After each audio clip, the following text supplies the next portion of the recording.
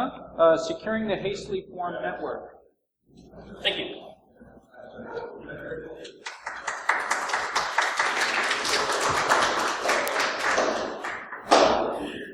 Good morning, everyone, or good afternoon, I guess. It's always hard to be the lunchtime speaker because I think I lose to the food trucks upstairs. So I want to thank all of you for hanging out with me. I promise there will be food afterwards, okay? So let's get on through this. And what I'd like to do is, first of all, if you have any questions, since it is such a small group, feel free to ask them, and I'll try to answer them right then and there.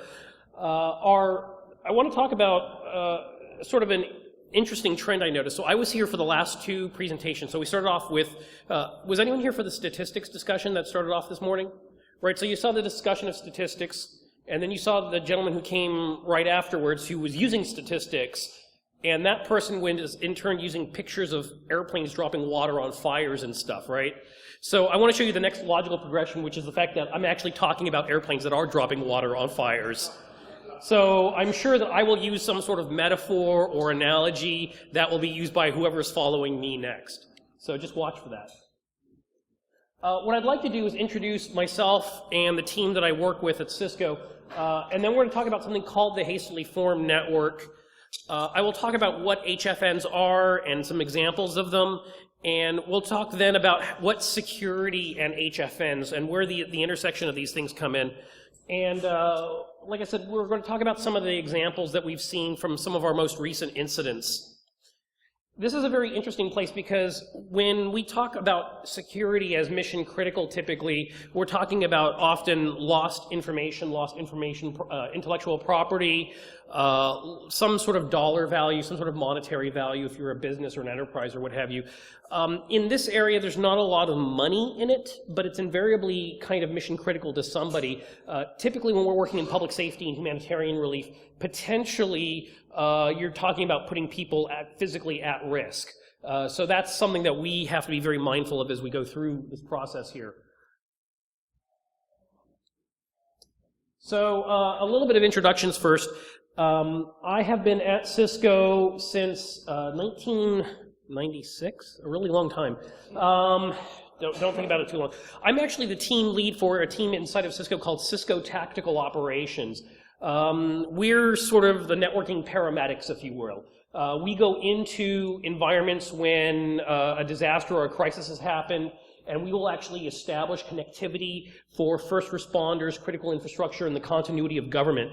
We will go into these environments when most other people are getting away, when you won't normally find an IT organization or a bunch of techies running around. That's kind of where we go into. I am also the chair of something called the Global VSAT Forum Cybersecurity Task Force. The GVF is the industry organization that represents the satellite industry.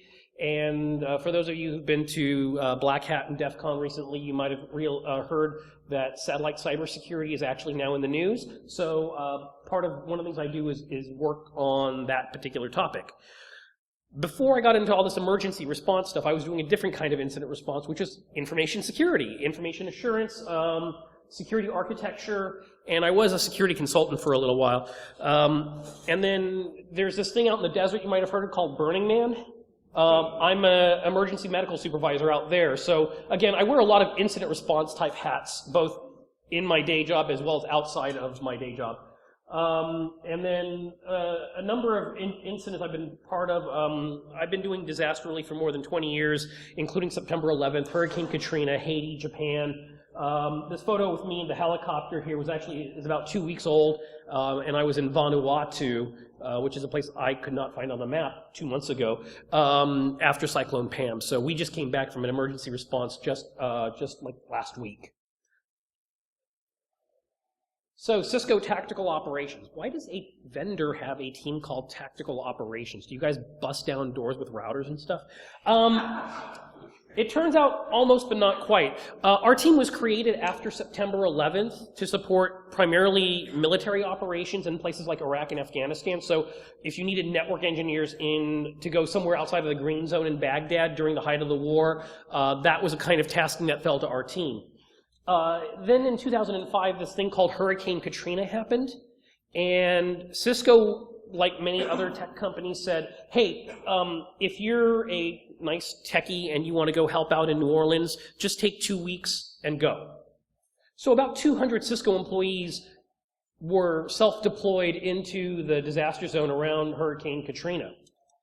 But if you think about it, it doesn't matter how many CCIEs you have or how smart you are, but if you're living in a cubicle in Silicon Valley and you suddenly are finding yourself in a disaster zone, sometimes you're going to cause more problems than you solve.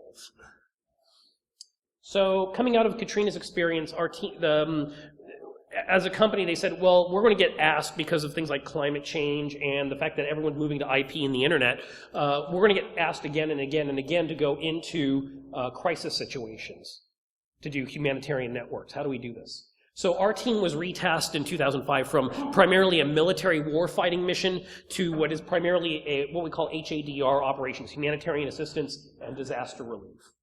The people on our team come from a lot of different backgrounds.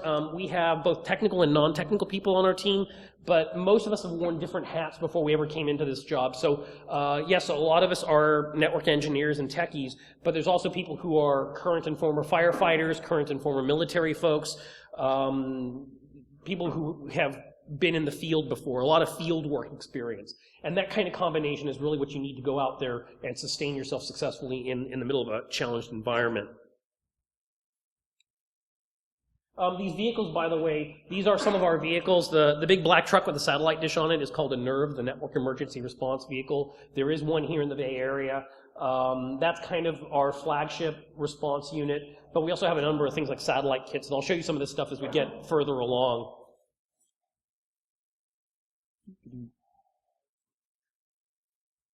So where have we been? This slide here actually lists a number of our responses. You can actually see that our team's first humanitarian response was during Hurricane Katrina in 2005. It's interesting that we're coming up on the 10-year anniversary of Katrina now. And then our most recent response was just last week in Vanuatu to Cyclone Pam. But for the longest time, I had to tell my parents what it was that I did for a living. And I always told them if Anderson Cooper was there, chances are I was probably there too.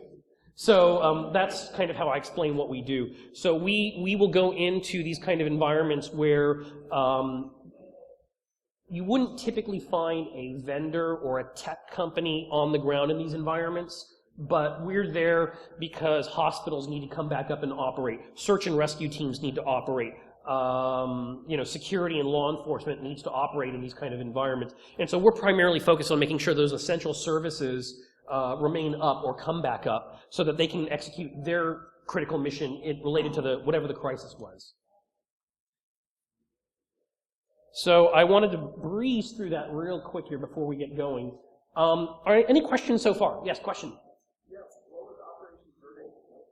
Operation Verdict was the response to the Measurely trial in the East Bay a couple of years ago. Yeah, we were providing a network for the Oakland Office of Emergency Services. I thought there was another question. Yes. The question is whether we still do military operations. We do work with the military a lot. Like we work with the Philippine military during Haiyan, and we work with organizations like the United States Pacific Command, but primarily around humanitarian assistance and disaster relief missions. So we don't have a war-fighting mission anymore. There's actually another team inside of the company that actually scaled up and took that role over for us so that we could focus on humanitarian assistance type operations. So everything we do is unclassified. Everything that we do is, there's no secret sauce or anything like that, so people can blog about us, tweet about us. Actually, initially, for the longest time, there was no page on Cisco.com that talked about our team because what we were doing was actually considered a closely held secret within the company. We didn't want to advertise that this team actually existed. And then we had to transition to, well, now we need to get a Facebook page, we need to get a Twitter account, and who's going to run the social media for our team and stuff like that, so. Any other questions? Yes, sir. Is there another team that runs network out for civilian population? The civilian population as related to like emergency response and things like this? General people lost Yeah, so the thing that you're talking about, so the question was, is there a team or does this team work on networking for civilian populations and things to that effect? And the answer is yes, we do.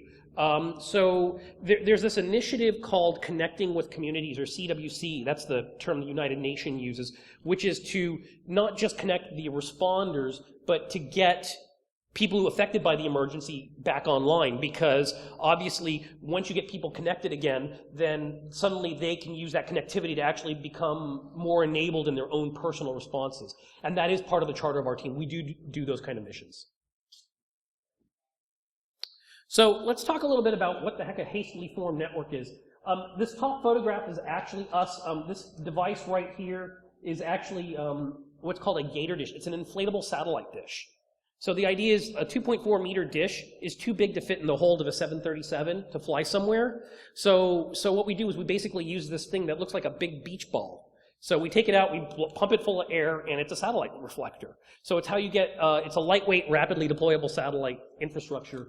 This is actually Super Typhoon Haiyan in the Philippines in 2013. And the photograph with the nerve and that helicopter, those of you who are local here might recognize that that's Moffett Field down the road here. And that's with the 129th Rescue Wing, which is the combat search and rescue team that's based down at Moffett. We do joint training with them. So all crisis responders have the same problem. It doesn't matter whether you are a hospital, whether you are a volunteer organization like the Red Cross, whether you're the United Nations, whether you are a defense agency, whether you are a critical infrastructure provider like a power or a telecoms company. And the essential problem relative to technology is how do I get the right information at the right time, in the right format, to the right person, and on the right device. We call this the 5 rights of emergency communications. If any of those rights is wrong, you've just added to the fog of war, you've just added to the confusion, you haven't subtracted from it. This is the fundamental problem that all crisis communicators are trying to solve. Whether anyone here happen to be a ham radio operator? Right, so I'm N6ILG as well, so I also speak radio. Even ham radio operators have the same fundamental problem, even though they aren't connected necessarily to the internet. They aren't, they may be using Morse code or what have you. But again, this is the same fundamental problem which exists outside of any particular technology. The 5 rights of emergency communications. At the same time, the need and the desire for connectivity in crises is changing. There's an evolution going on in society, in industry, in government, to go from these old world environments where you just had a radio or maybe a telephone to things like integrated data and radio connectivity. You went from a single device like a desktop computer to BYOD, or what we call in our team BYODD, bring your own device to the disaster. So those of you who are familiar with the BYOD phenomena in business and in the enterprise and in IT, we see that same phenomena occurring in the field in the middle of a crisis zone. Initially, it was for closed teams, open collaboration. How many of you are on social media of any sort? Instagram, Facebook, Twitter? Okay. A disaster happens, a crisis happens. A building here in San Francisco is on fire. There's 200 people with their cell phones doing this. And they're putting it up on Instagram or Twitter or what have you, right? We've all seen this. In fact, for those of you who don't know this, the first use of the hashtag on Twitter, the concept of a hashtag, was first used in October of 2007 for the San Diego fires. Big wildfires in San Diego were going on at that time, and that was where the hashtag first came from. Now we use it for everything. But the hashtag concept itself was first used in an emergency context. So we go from fixed locations, like a headquarters or an emergency operations center, to the fact that people want connectivity everywhere in the middle of a crisis. Now, before we get too far along, I want to state this straight up. Emergency communicators, people who actually make technology happen in a disaster, whether they're ham radio people or internet people like myself or anything in between, emergency communications has never saved a single life. People who say that communication saves lives is actually, they're using a little hyperbole. And the reality is this. You still need the firefighter to dig somebody out of the rubble. You still need somebody to deliver food and water to someone who is hungry. You still need to provide shelter to someone who needs it, who's a refugee. Communications facilitates all of those things. It is a secondary service, which is absolutely critical, but it is not the end goal. The end goal is to make sure that whoever needs help and who needs service gets it. So the goal here is we want to provide mission workflow and productivity benefits that help save lives and speed recovery to affected communities. It is about the message and not the medium. So how do we do that?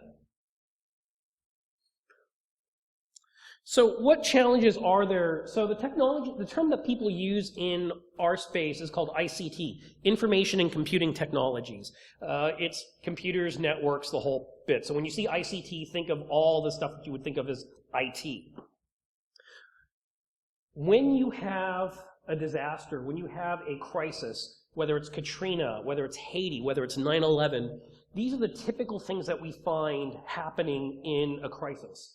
First of all, technology is absolutely needed because people need to use information. But often that technology or that infrastructure is either overwhelmed or destroyed. First of all, there's a lack of power. There is often a degraded telephony infrastructure. People can't make phone calls. The cell phones are overloaded, or the cell towers are down, or what have you. The radio infrastructure, or what's called push-to-talk radio, the radio infrastructure is degraded. Maybe it's overloaded. Maybe your trunked radio systems, the towers for your trunked radio systems are overwhelmed. There's a lack of interoperability. The previous speaker before me was actually using it as a metaphor where he talked about the police department and the fire department not able to talk to each other. Well, that kind of thing actually happens in this world.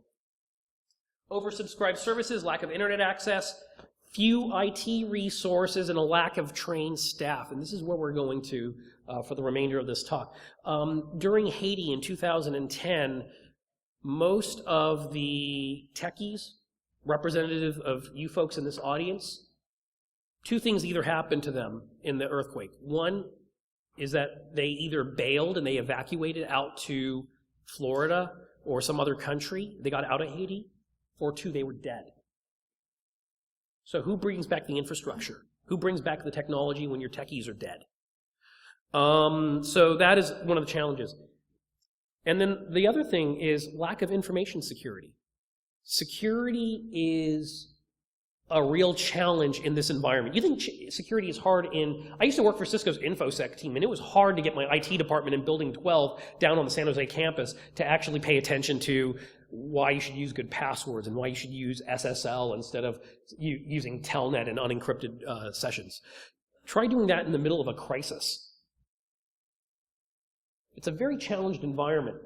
And the reality is this, is that when you work in this environment, so does anyone here not have a smartphone, laptop, or tablet device with them right now on their person? Does anyone here have no device whatsoever on them?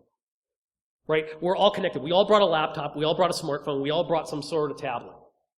The reality is, in a crisis environment, people aren't heads down like some of you are right now in this room.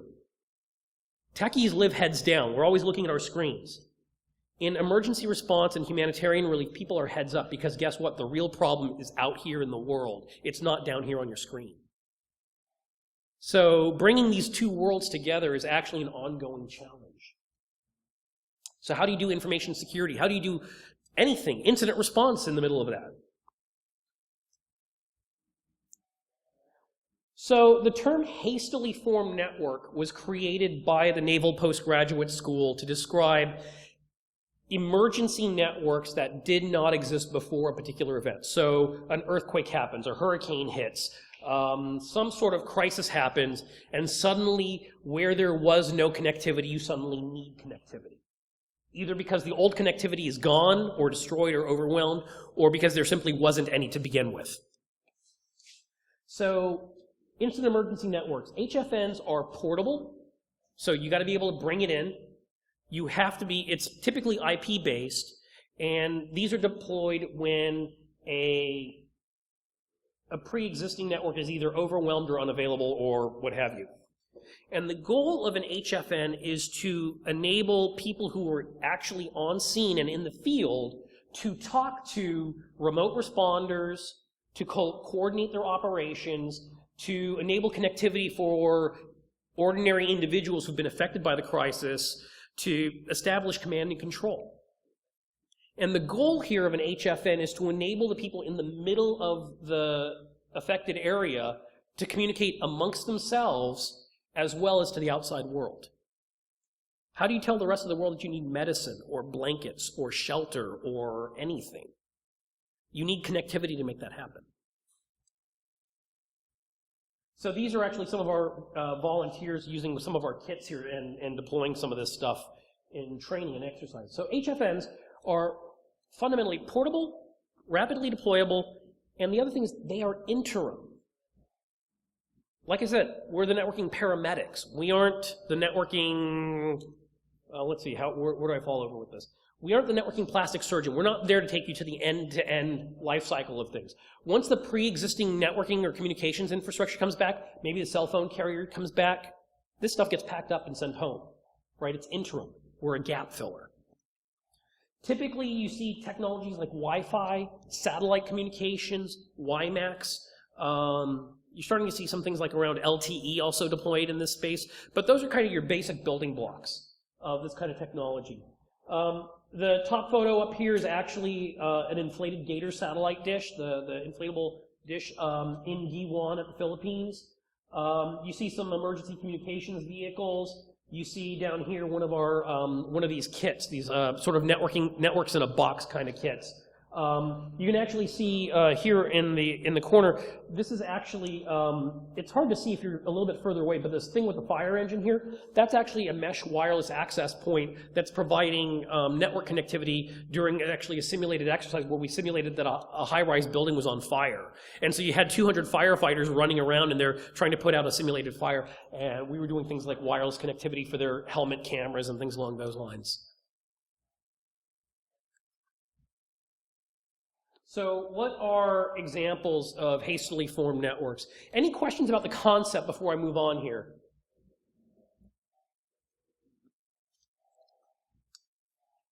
So this is Port-au-Prince, Haiti, 2010. You all saw what that place looked like after the earthquake. There was 250,000 fatalities in this event. It was actually probably one of the most significant disasters of our new century here. This is an example of an HFN. What you see here is that there is a satellite landing zone here at the airport, and then using point-to-point terrestrial shots, you're actually distributing the network to these other locations, whether they're staging areas, feeding and support sites, or what have you. The reason why is because satellite dishes are actually really rare in a disaster. They don't just happen everywhere. Not everyone has the ability to afford them. So the idea is you bring in one satellite dish, and then you use terrestrial point-to-point wireless or some other method to actually distribute the network around.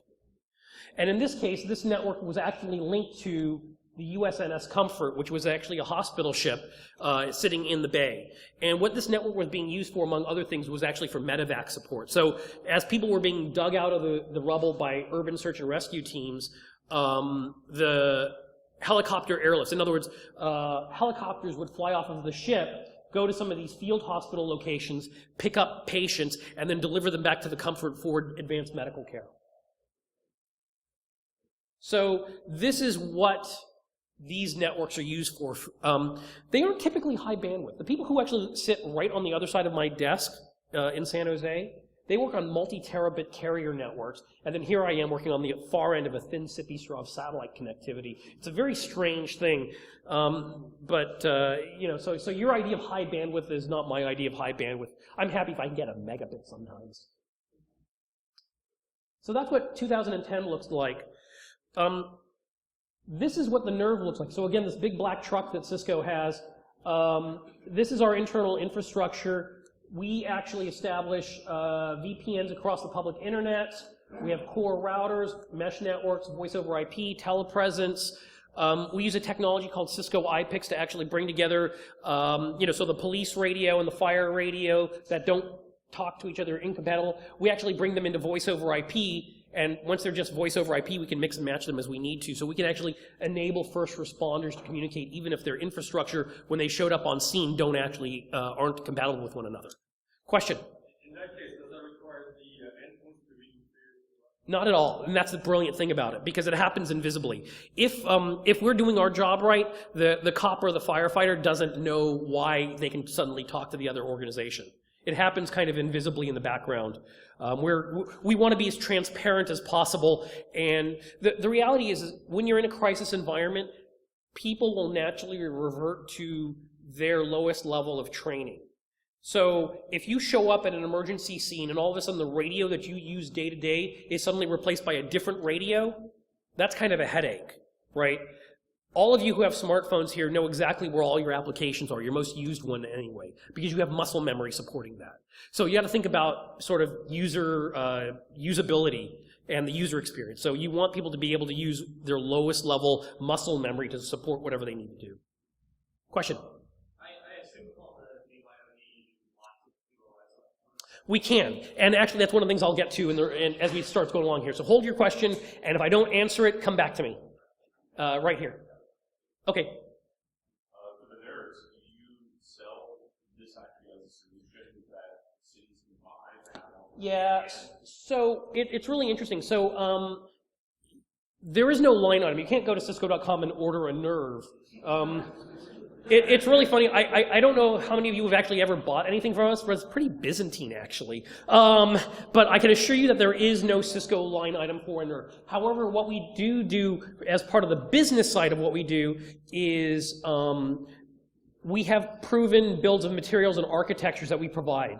So one of the things that we talk about a little bit later here is Ferguson, Missouri, and the vehicle that was actually attacked is actually based on our nerve architecture. So hold that thought, I'll get to it in a little bit. But the reality is that our operations are funded, our humanitarian operations, all those deployments you saw, is funded through corporate social responsibility. So Cisco doesn't charge for what we do. I mean, I'm one of the few things that Cisco actually gives away for free.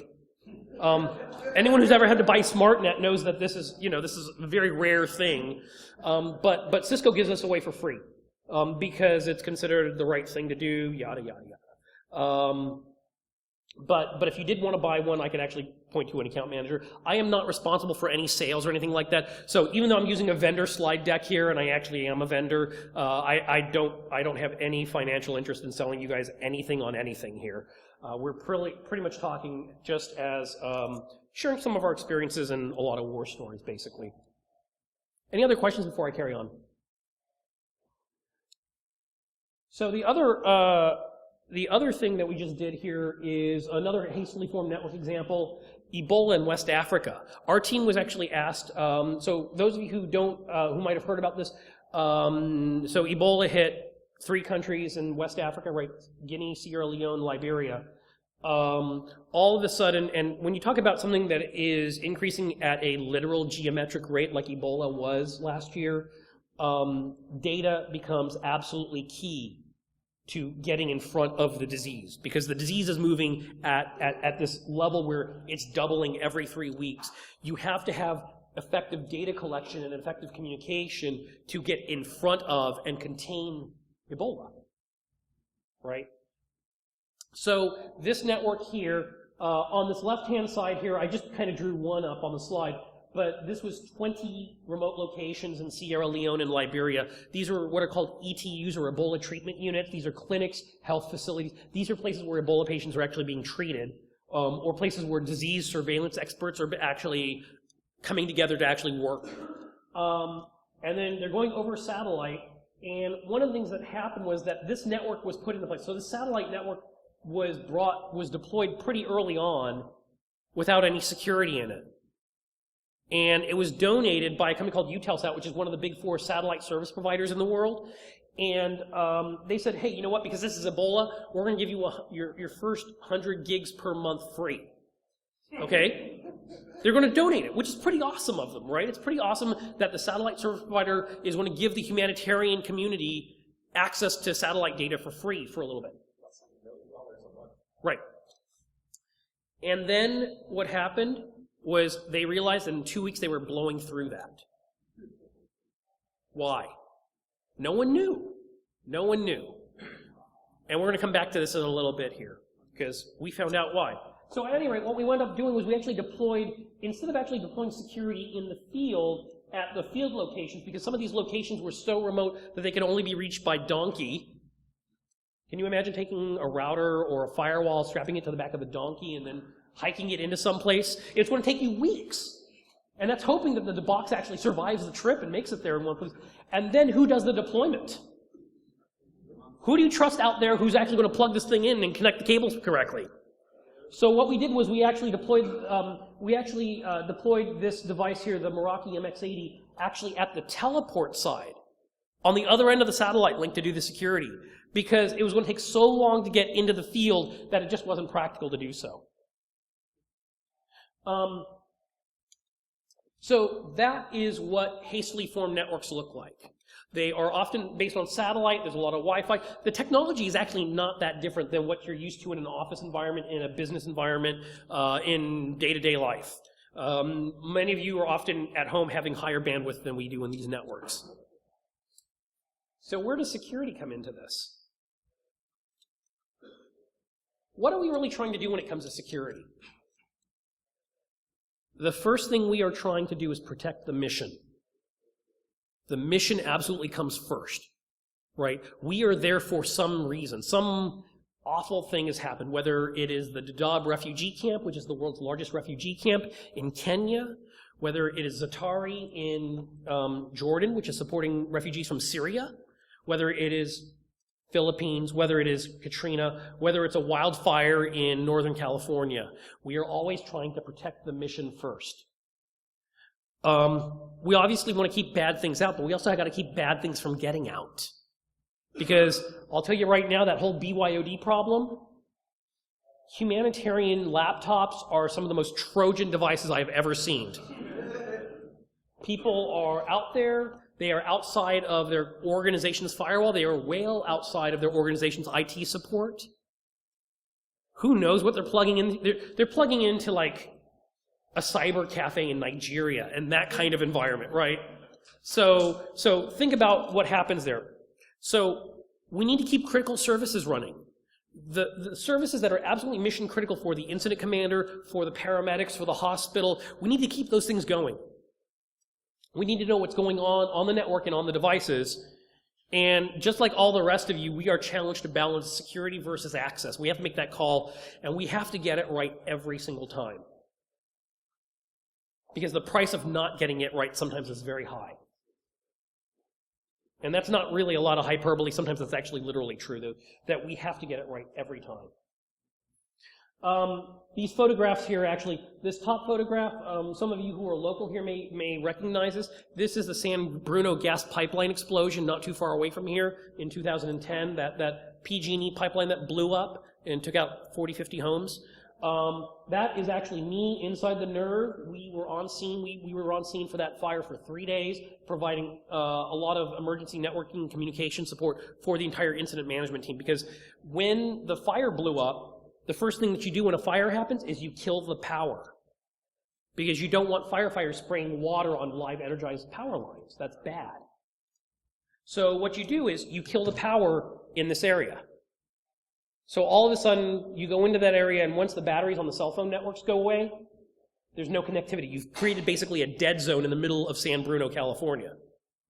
So what we were there to do was actually provide the connectivity for law enforcement, for fire, for rescue, for PG&E, for other folks there at the scene. And we were called up by CAL FIRE for that particular response. So this is what our world looks like. It's literally, you guys talk about firewalls, I talk about firewalls too, but then actually sometimes there's actually real fire right outside the door.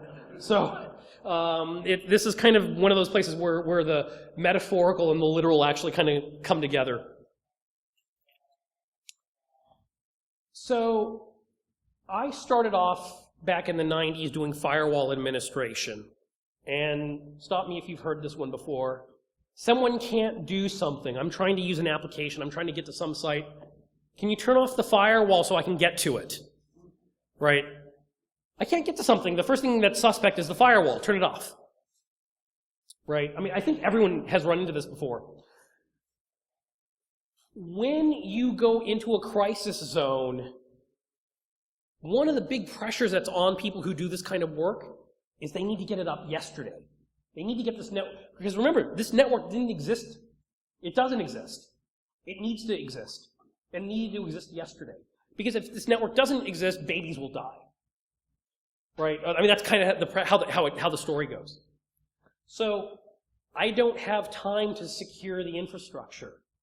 I have to get this site up, and then move on to my next site, and then move on to my next site, and then move on to my next site. This is the #1 challenge as a security person that we face again and again and again. Security is always seen as an afterthought because the existence of the network, the existence of the infrastructure is considered so critical that security falls like to priority number 10. Now, turning that on its head, if the network is that critical, you really ought to secure it, right? So what we tell people is that just because it's a hastily formed network does not mean it's an ad hoc or unplanned network. Plan these networks in advance. Plan your security into your infrastructure before you actually need to break it out. So a lot of times these networking kits are actually just kits. They sit in a Pelican case, and they're ready to go, and they have some sort of fixed configuration in them, and all you need to do is plug them in and turn them on. Well, if that's the case, you can build security into that network. You can set it up in the configuration. So this vehicle right here is, they don't have them anymore. The American Red Cross, they're called ECRVs, Emergency Communications Response Vehicles. They are both radio trucks, so they have ham radio and other stuff in there, but they're also networking assets. They have Wi-Fi and point-to-point shots and some other stuff in there. They're actually really cool things. And I used to volunteer on these vehicles back when I was doing stuff with the Red Cross. And then this is actually Camp Roberts, California, where we're actually using wind and solar power to actually power the satellite dish, which is then powering a mesh wireless network. So we get to play with some sort of alternative technologies and things like that in places where power isn't available. So, basic security 101. This shouldn't be surprising to anybody in this room. A lot of the same basic security principles that we all use day to day also apply to hastily formed networks. First of all, principle of least access, right? We don't leave things wide open if you can at all help it. But the problem is advanced authentication, like two-factor authentication, radius, and things like that, that may not be available to you. Right? So you got to think about the fact that this is not an enterprise network. This is not a business network. This is not some ISP class network. This is something you just took out of a Pelican case and plugged it in. There's no Active Directory in the middle of Port Vila, Vanuatu when you're sitting in a tent somewhere. So how do you do authentication and role-based access control? Those are things you need to think about because some of those dependencies on other resources aren't there. That satellite, so for those of you who don't know, when a big heavy rainstorm comes in, sometimes satellite networks go down because of rain fade, right? The heavy rain actually attenuates the satellite signal to the point where your link to the outside world will go down for a little while.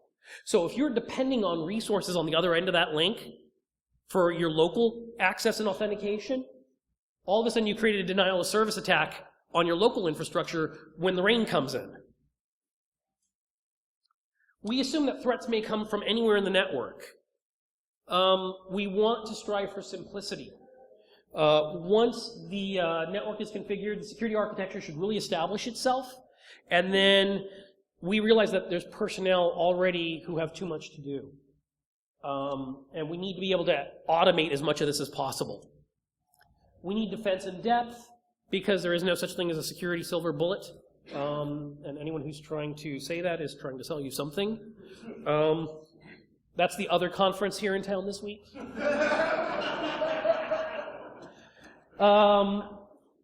On-scene staff may have little to no security background, right? So typically in these environments, you are trying to use local staff whenever possible, but very rarely do you run into somebody who has a CISSP out there in the middle of nowhere, right? Security knowledgeable people are harder to find than networking or server administration people, and those individuals are pretty rare as well, right? So acceptable use policies, incident response may be undefined. In other words, somebody like the United Nations Emergency Telecoms Cluster will come in. So the ETC is the organization within the United Nations that has the mandate to create emergency networks for humanitarian response organizations. ETC comes in, they set up a Wi-Fi cloud. They throw up a satellite dish. Now there's a place where humanitarian responders from 12 different organizations can come to and work. Okay, but now who establishes the AUP for that? Who is going to monitor that network and then say, hey, guess what? Doctors Without Borders, you're no longer allowed to be on the network because your machine is Trojan, I'm going to kick you off. Blacklisting or whitelisting traffic. It's very hard to figure out those things. You may have a hard time figuring out where your policies are back in your home office, but out in the field, it gets a lot harder.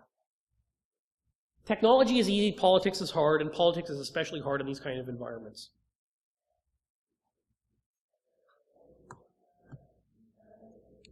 Come on, PowerPoint. Work with me here, man.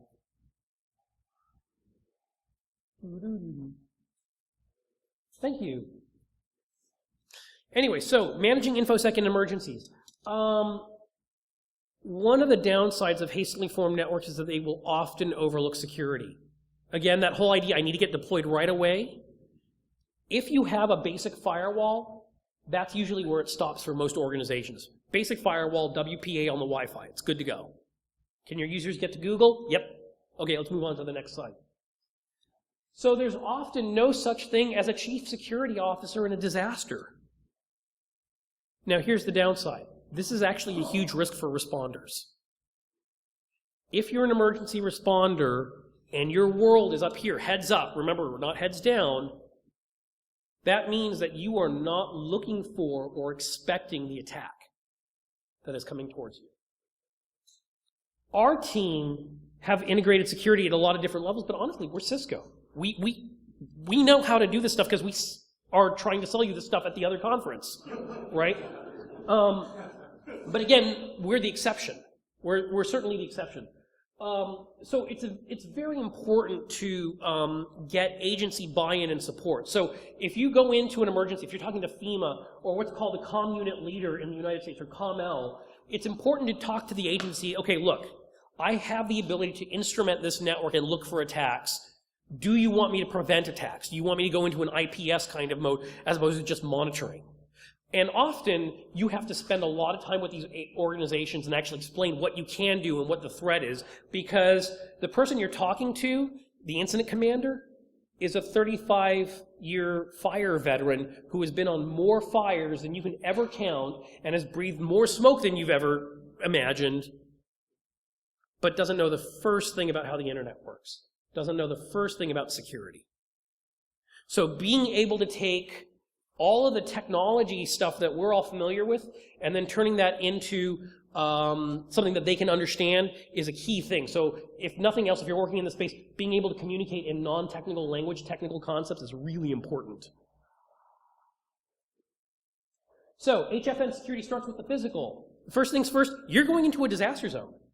So when you talk about InfoSec and cybersecurity and stuff for HFNs, layer 1 is where it starts at. Force protection. Don't become part of the problem, right? I mean, on our conference calls in Haiti, you can actually hear gunfire. So do you need to actually be there in the first place? That's something to consider. Physical security of your equipment. Logistics, intelligence, health, and safety. It is easy to go halfway around the world into Haiti or Vanuatu or the Philippines. The hard trick is sustain yourself once you're there and not become part of the problem. So all of our analysis when it comes to security starts at layer 1. This is our layer 1 problem. And then on the other end, we use our own stuff, Ironport, Meraki, et cetera, et cetera. There's other stuff out there that does the same thing. Layer 7 inspection. We turn on all of our automated stuff. We're actually able to say, hey, guess what? We're able to do layer 7 inspection. We can blacklist and whitelist hosts. And then someone asked about quality of service earlier. We can do QoS and bandwidth throttling, because one of the big things you see, aside from all the malware and all the bad traffic, a lot of software updates, because a lot of times these laptops sit in Pelican cases in warehouses for deployment. So the first thing it does is it does Windows updates, right? You take it out, you want to do a Windows update, and now that thin sippy straw of satellite connectivity you have is chewed up downloading stuff from Microsoft. Now, I want people to get Windows updates, right? Because that fixes security problems. But I don't want that to create a denial of service condition on the satellite. So I will do quality of service. I will rate limit, no more than, say, 500 kilobits per second. So your AV updates, your security updates, all that stuff will still get through. It'll just take a little longer. And that way I can prioritize the mission traffic over your sort of security traffic. So throttling software, enabling things like Facebook, but not peer-to-peer, right? Social media is important in an emergency, both for psychosocial support as well as the fact that you want to inform the rest of the world what you're doing. But again, since we're talking about an environment where I don't necessarily control the end device, I don't control people's phones or laptops or what have you, I have to build all the security into the network infrastructure. All the intelligence has to live in the network because I can't touch any of the hosts. I have to assume that every host is contaminated, every host is compromised, and if my experience with Ebola is true, they actually quite often are. It's very funny how you're fighting an actual virus and a computer virus at the same incident. It's very strange. When it comes to satellite connectivity, denial of service is really your primary security concern. Often, in these environments, satellite connectivity is the only way to go. Is the only way to get out. So now you got to protect and police that satellite bandwidth. Botnets, zombies, all that stuff. But then there's also the inappropriate use stuff: YouTube, BitTorrent, peer-to-peer, adult content. All that stuff chews up a lot of bandwidth. So you got to police that. But someone's got to establish that as a policy first. So this is example. This is the Ebola response network for NetHope. This is that 20 Ebola hospitals and facilities in Sierra Leone. When we first deployed it, we put it in a monitoring mode. So this connectivity here, you can see how the bandwidth utilization is going. And then all of a sudden, we started implementing rate limiting and policing the bandwidth. Now, the number of actual users and devices is still the same or increasing, but you can see the actual bandwidth being used is much less because we're actually throttling things that need to be throttled. We're blocking things that need to be blocked. We're blocking all the botnet traffic from all the, oh my gosh, it was kind of scary to see how many of these laptops. And think about it this way. All those laptops have things like health records in them. So anyone here have to deal with HIPAA and stuff like that? Well, there's no such thing as HIPAA in West Africa, but you got to get the point, right?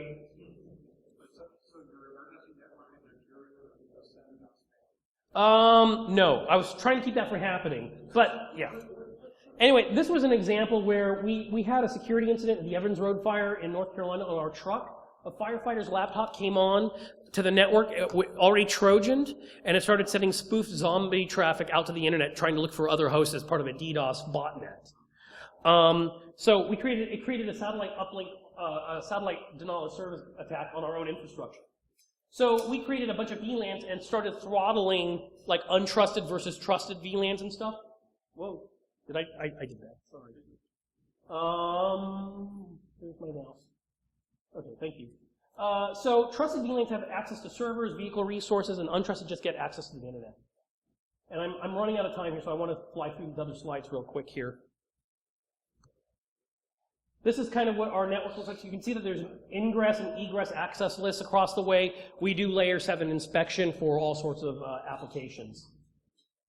Firewalls, each unit, each kit, each vehicle has its own firewall, but we maintain one policy everywhere, and then we do layer 7 inspection to back that all up.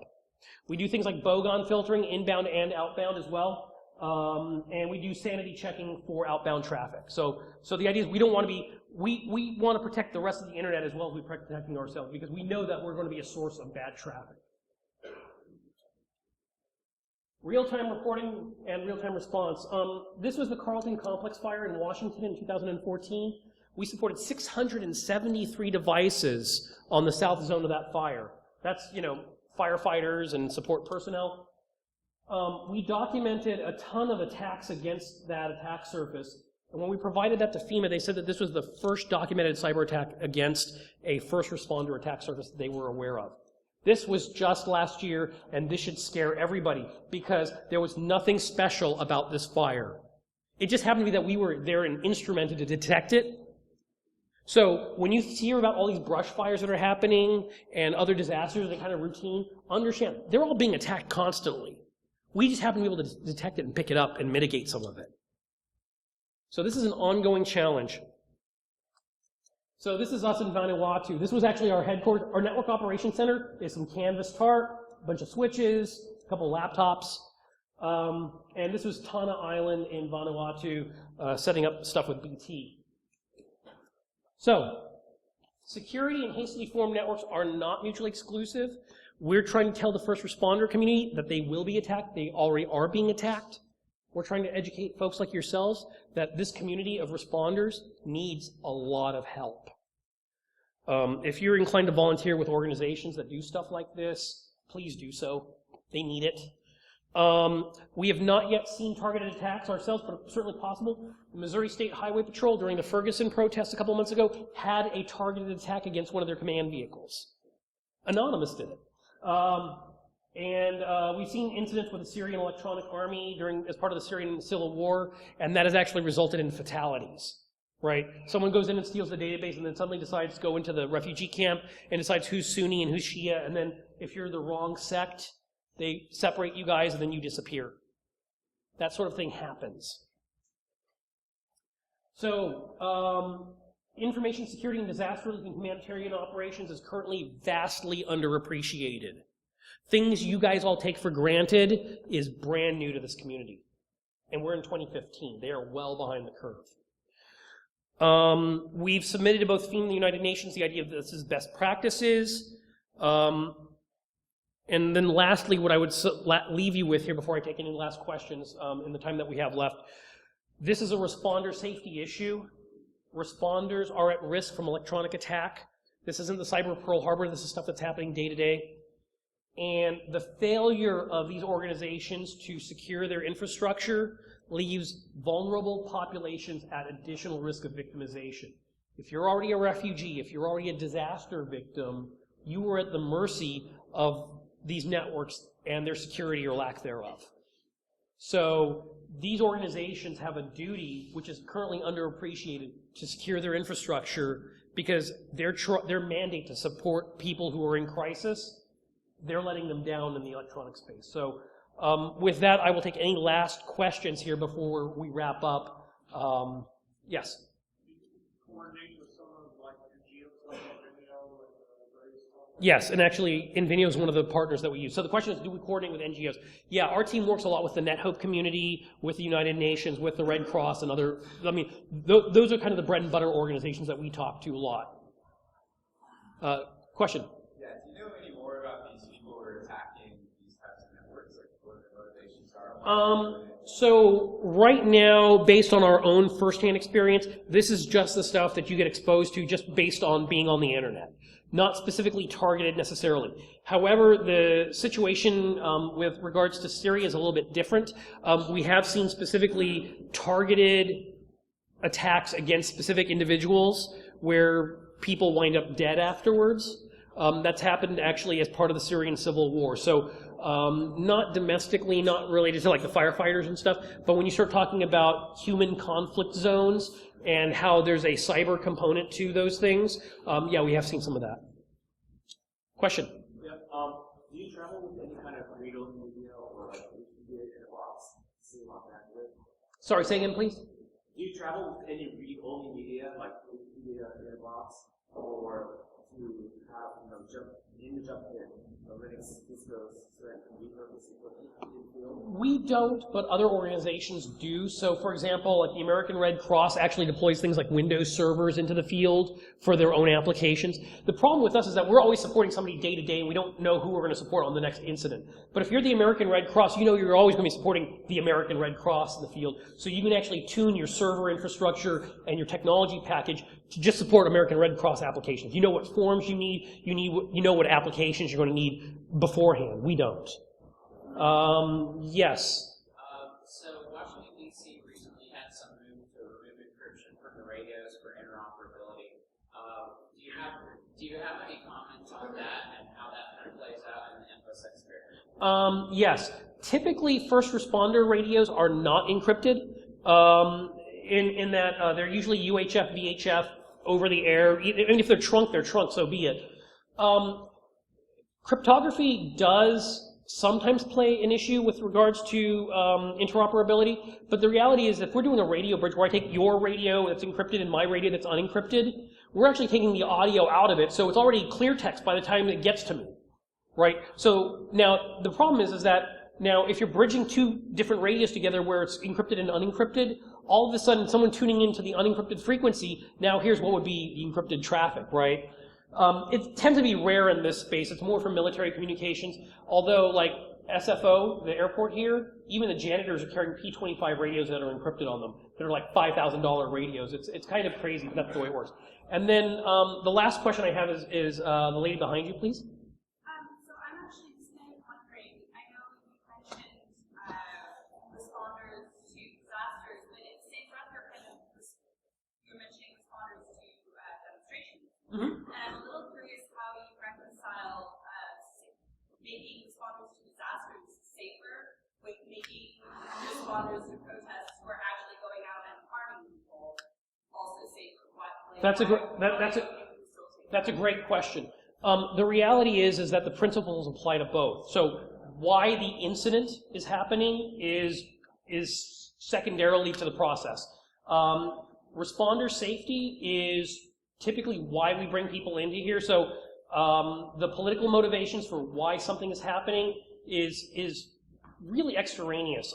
So to take a couple of examples, if you look at Ferguson, for example, so people in this room probably have a lot of different opinions about why Ferguson happened and the validity of those protests. The fact of the matter is that you had people who were rioting in Ferguson. They were burning down things. You still need to coordinate the fire department to put out the building that's on fire. That still needs to happen. The fire department won't go into a place if they feel that the situation is unsafe, right? People think that fire department will charge into a burning building. Sometimes they will. But the reality is that if there is a physical threat or a perception of a threat, whether it's valid or not, they won't go in. You still need to coordinate that stuff. That wasn't actually my question. My question was, how do you reconcile coordinating fire response with coordinating tear gas attacks on American citizens? I think that the reality is that we support first responders in maintaining a general sense of public safety. Going back to the Measurely incident, we were supporting the Oakland Office of Emergency Services so that they could actually see what was going on, right? The command stuff that goes on, the decisions that law enforcement takes, is actually secondary to the information that we have. But at the same time, law enforcement and other organizations, they're mining social media. So if you look at some of these incidents, people are like webcasting protests and stuff. I can tell you right now that those organizations are actually doing that. That the response community is doing that as well. I actually happen to be pro-technology in these circumstances because accountability matters to everybody, right? So things like body cams and live streaming stuff is actually good for everybody. It protects the public. It protects the public from overreaching response. It also protects responders from an overreaching public. People tend to behave themselves when everyone knows they're on camera. And if there's any other questions, I'm happy to take them offline because I know that we have a next speaker coming up. So I want to thank you very much for your questions and stuff, and have a great day. And thanks to OpenDNS for supporting.